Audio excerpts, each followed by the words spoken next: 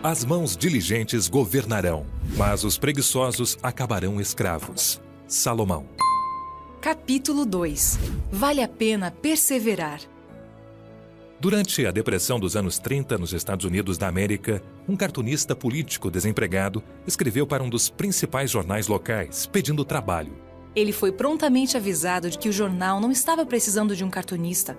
Ao invés de deixar que a resposta negativa o desanimasse, aceitou a situação como um desafio. Sentou-se em seguida e desenhou uma charge nas costas de um cartão postal e enviou para o jornal. Cada semana, ele enviava uma nova charge. Após 52 semanas e 52 cartões, ainda não havia recebido nenhuma resposta e admitiu que estava quase desanimando. Recusou-se, porém, a ceder. Sua charge seguinte representava um alto prédio sem portas e janelas no primeiro piso.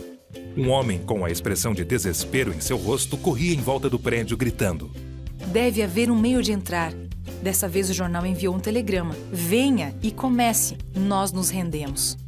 O princípio da perseverança é tão antigo quanto a própria sabedoria. No maior livro dado ao homem, o maior mestre de todos os tempos conta uma história semelhante. Por meio da pena do Dr. Lucas, Jesus a narrou assim: Em certa cidade havia um juiz que não temia a Deus, nem se importava com os homens. E havia naquela cidade uma viúva que se dirigia continuamente a ele, suplicando-lhe: "Faze-me justiça contra o meu adversário." Por algum tempo ele se recusou. Mas finalmente disse a si mesmo: Embora eu não tema a Deus e nem me importe com os homens, esta viúva está me aborrecendo. Vou fazer-lhe justiça para que ela não venha mais me importunar. O mestre usou essa ilustração para encorajar seus discípulos a perseverarem orando a fim de nunca desanimar. Mesmo para se obter coisas comuns, é imprescindível certa dose de perseverança.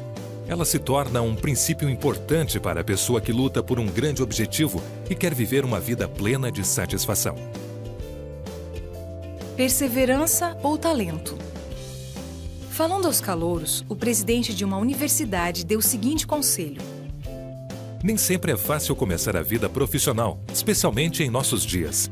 É arriscado orientar novos profissionais, mas se fosse obrigado a fazê-lo, minhas primeiras palavras seriam: tenham confiança em vocês mesmos e sejam leais ao que há de melhor em sua personalidade. Lembrem-se de que a maioria das coisas na vida depende de vocês. Outros podem ajudá-los, mas vocês constituem o fator mais importante em sua própria vida. Quero destacar o aspecto de uma autoconfiança saudável. Digo isso porque não acredito no que se diz popularmente sobre autoconfiança e coragem. Quando vocês enfrentarem algo novo e desconhecido, como deverão enfrentar a partir de agora, é natural sentirem a sensação de insegurança. Cada um de vocês poderá perguntar: será que conseguirei corresponder à expectativa? A esta altura, quero lhes dizer com toda segurança: quando observo aqueles que são bem-sucedidos e alcançam boa colocação no mercado de trabalho, noto que a maioria deles não me impressiona pela inteligência ou talento. Os mais jovens tendem a ter ideias exageradas a esse respeito. Mas os que vencem são pessoas que se dedicam ao trabalho com afinco e perseveram diante dos desafios que estabeleceram antes. Esse é um aspecto encorajador da vida. Habilidades e talentos não são os únicos fatores decisivos quando se trata de alcançar resultados. A pessoa possuidora de talentos comuns, que se dispõe a trabalhar arduamente, irá mais longe que a dotada de grandes talentos dos quais não faz pleno uso. Às vezes, pessoas altamente capacitadas desperdiçam seus talentos com a preguiça. Para elas, as coisas lhes são tão fáceis que se desacostumam do esforço e se satisfazem com resultados medíocres. Na minha infância, um velhinho me deixou impressionado quando relatou para minha classe uma história que aprendera em seu tempo de escola primária. Ao contar-nos a fábula do caracol e a lebre, entusiasmou-se ao ponto de dramatizá-la. Com mímica, imitou a atitude de superioridade da lebre, dando 2 grandes saltos para frente e olhando desdenhosamente por cima dos ombros, enquanto aceitava o desafio do lento caracol. Imitando ainda a lebre, demonstrou seu desprezo pelo competidor, sentando-se para esperar que se aproximasse. Em seguida, o ancião trocou de papel para representar o caracol. Encolhia-se e esticava-se vez após outra, imitando o passo lento do caracol. Voltando à lebre, bocejou enfadado e deitou-se para um cochilo.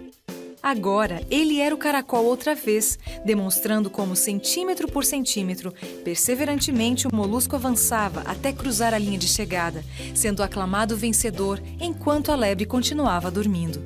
Essa dramatização continua vívida em minha mente depois de todos esses anos.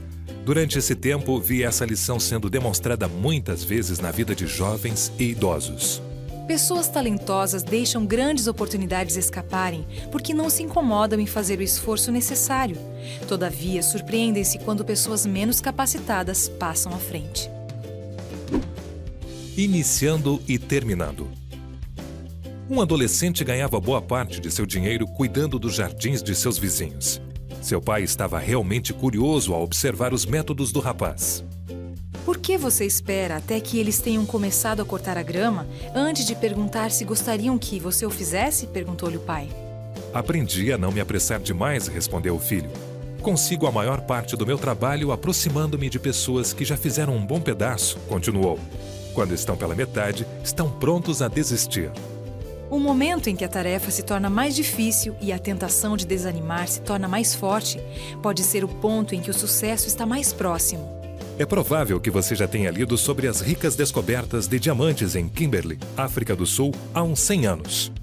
Na esperança de enriquecer depressa, muitos se dirigiram àquela região para tentar a fortuna. Cada um demarcou sua propriedade e começou a cavar. Muitos dos que chegaram cedo conseguiram grandes fortunas. A princípio, o trabalho era fácil e as pedras preciosas eram facilmente encontradas. Porém, depois de uns 2 anos, a maior parte da camada superficial havia sido peneirada e todo o tesouro colhido. Debaixo dessa camada havia outra de uma argila azulada e dura, que resistia às mais fortes mãos ou ferramentas.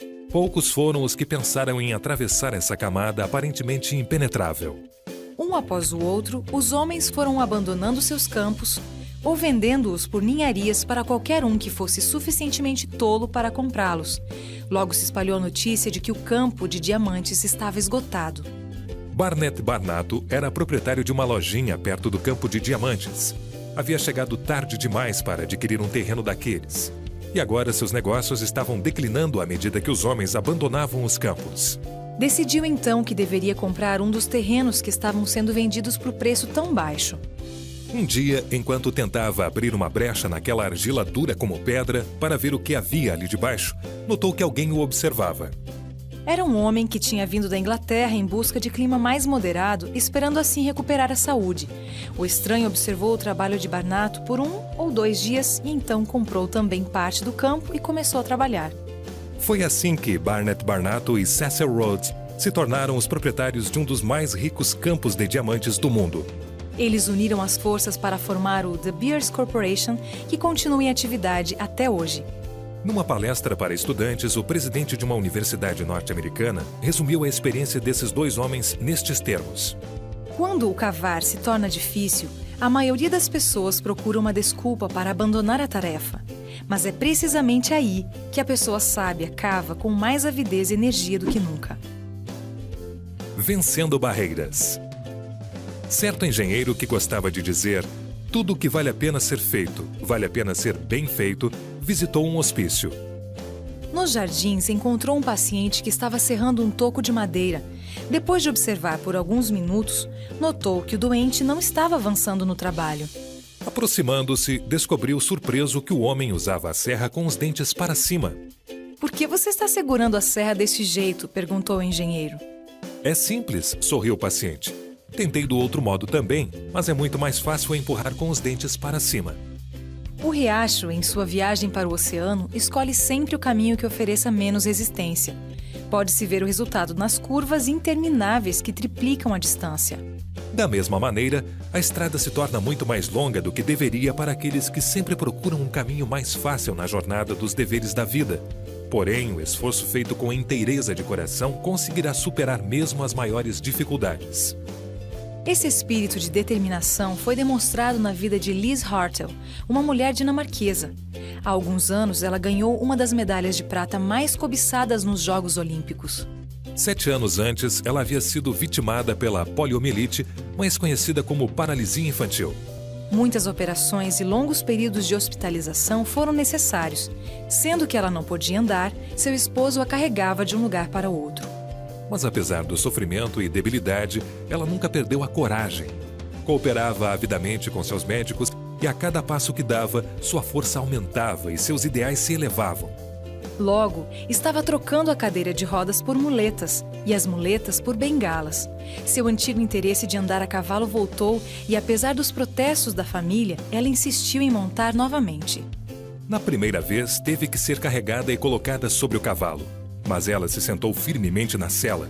Praticava incessantemente, tendo por objetivo atuar ainda melhor que antes de adoecer. Liz tinha vencido 2 vezes o campeonato pela Dinamarca antes de ficar doente. Agora ingressou nas Olimpíadas, a única mulher a competir nessa categoria, e ganhou a medalha de prata depois de disputar o prêmio com alguns dos melhores cavaleiros do mundo. Esse é um grande estímulo para todos os que são vencidos pela enfermidade, afirmou seu médico. Não foi apenas o apego ao esporte que a fortaleceu, mas a determinação de vencer a enfermidade. Ela usou todos os meios e oportunidades para alcançar o alvo. Uma inspiração para todos, ela provou a veracidade de seu lema.